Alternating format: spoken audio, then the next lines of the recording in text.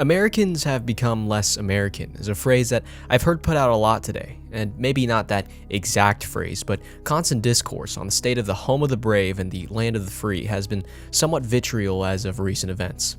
Many would argue that America is not a great country, and some would even go as far to say that it was never great in the first place. In fact, a quick search on the marketplace of ideas shows a majority of people, or at very least a loud minority, are not proud of the American system as of late. The American right has proclaimed that the decline of American culture is derived from its increased lack of commitment towards traditional Western values of religion, freedom, and independence. Well, they say a lot of the common social institutions and philosophies around which the country was formed and has continued to progress are dissolving. I mean, if you get rid of patriotism and innate belief that the country and the principles upon which it was founded are wonderful, you get rid of religion, which is the main social institution that has been upholding a free society for the last couple of hundred years here in the United States, and then you get rid of even a care for the future, meaning people don't care about parenting or having children as much. The question becomes, what exactly are the ties that are supposed to bind us together other than watching the Super Bowl once a year together? For years, the decline of the American patriotism and the Democrats of America has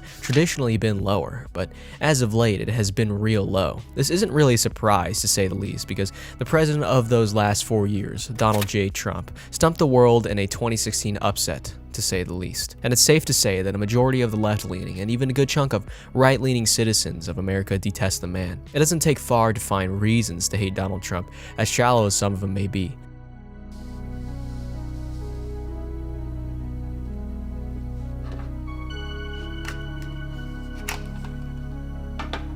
But to truly grasp American patriotism, we have to understand how much its own people trust the government. And it's noticeable that in both international and domestic problems, the right and the left seem to play a game of tug-of-war in government trust, and it's always guided by which president happens to be in office for those past 4 years.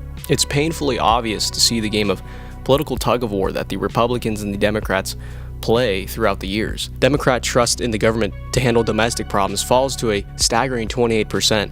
Meanwhile, Republicans gain an all-time high around 71. Numbers have not been as big since 2005 and 2001. But the thing is, if people really weren't proud of this country, they would probably do something about it. And in fact, they did. The voter turnout in 2020 was unexpectedly high, and according to Vox News, the voter turnout was estimated to be the highest in 120 years.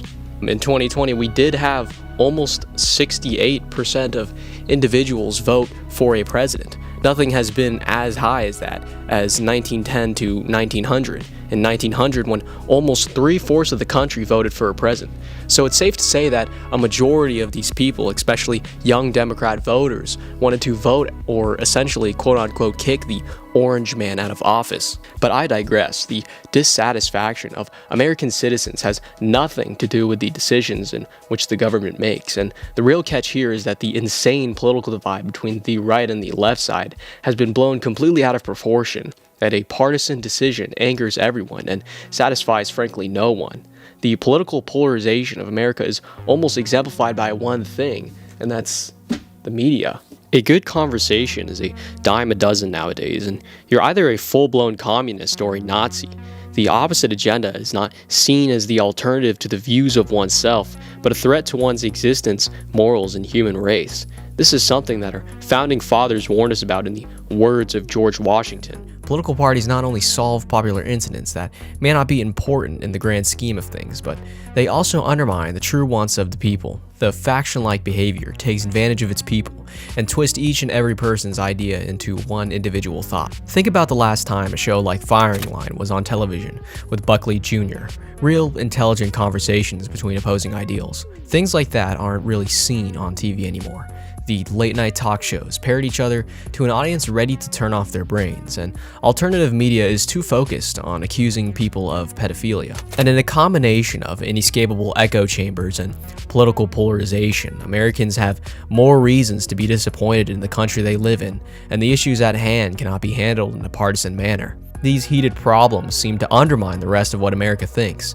In fact, the growth of US independence has skyrocketed throughout the years, especially after the election of 2016, arguably when the two sides of the political theater started to politically divide. Believe it or not, many people out there are not out to defund the police or make every single gun known to man usable. In fact, many people lay a middle ground on their politics, either ignoring the premise completely or proposing a middle ground or compromise that can satisfy both sides. But unfortunately, the political representation is weak on these ends, and the vocal minority will attach themselves to the place most commonly seen, the media. Believe it or not all Democrats are Antifa members, and not all conservative people are Proud Boys participants. And the fact that many sensible people cannot get their voice heard is what's making America less patriotic.